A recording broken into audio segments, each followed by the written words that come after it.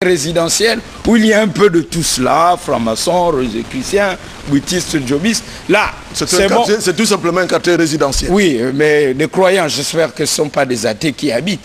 Donc là, c'est bon, c'est clean, c'est soft. Là, on y va. Et puis, voici la découverte des bars de Guégué.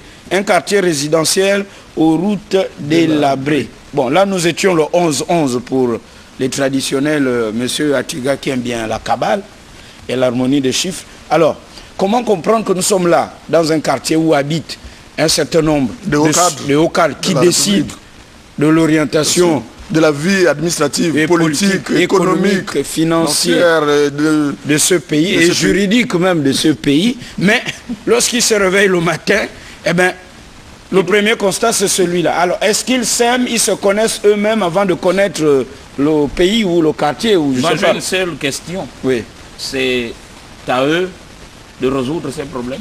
Ben, ils sont, comment on appelle, ils sont sur la table décisionnelle. Les grandes décisions se prennent parfois. Ils sont autour de ces décisions. Les grandes décisions.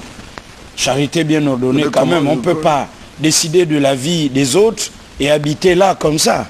Si les décideurs qui décident sont dans cet état. Mais comment qui sommes au quartier, le bas peuple. Alors. Oh, écoutez, je vais vous dire, moi je suis dans mon grand 4x4 et dans ma grande barrière, ce qui se passe à l'extérieur. Mais il y a les plaquettes de frein. Les amortisseurs, on sait. Bon. Est-ce qu'il y a encore lieu de faire des visites techniques à Libreville? C'est d'abord la beauté du quartier. C'est un quartier très bien tracé et qui malheureusement... Qui a un plan d'urbanisation. Oui, oui. Contrairement à là où on casse, mais qui n'a pas de voie d'accès. Et qui n'a pas de voirie acceptable. Bon.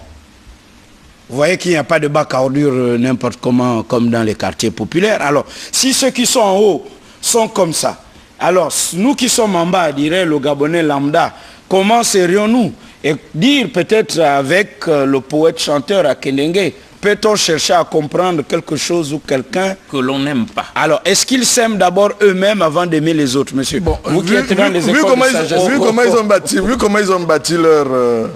leur maison, leur villa, apparemment ils ne s'aiment pas. Apparemment ils ne s'aiment pas parce que chacun... ou ils ne s'aiment pas? Parce que chacun est dans sa barrière. Le plus important c'est que chez soi, ça soit clean, propre. De l'extérieur à l'extérieur que ça soit, comme on le voit, ce n'est le problème de personne. Lorsqu'on regarde un peu toutes ces grandes barrières, on a l'impression que chacun a quelque chose à cacher chez lui. Parce que vous avez vu dans les pays sérieux. Là aussi, je crois que le ministère... Dans les pays sérieux, on n'a pas besoin de l'urbanisme. Quand vous étiez au Maroc, c'est pas comme ça. Non, c'est pas seulement au Maroc. Je dis dans les pays sérieux, on n'a pas besoin de grandes barrières comme ça. Vous voulez donc dire que ce sont des prisons dorées, là? Non, pas de prison dorée. Il faut imposer, comme on est en train de poser, le gouvernement est en train de poser aujourd'hui aux populations une certaine vision de la capitale.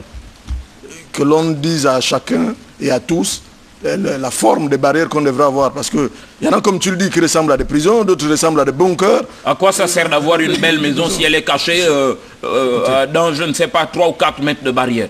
Quelle que soit la beauté de votre maison, elle n'est pas visible. Alors, doivent-ils aller voir un psychologue? Parce qu'on ne peut pas être aussi bien nanti et laisser son quartier dans un tel état. Comment ça s'appelle, ça, en psychologie? Je ne sais pas.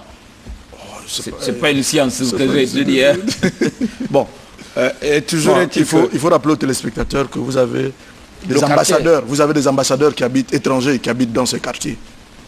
La résidence de l'ambassadeur de l'Afrique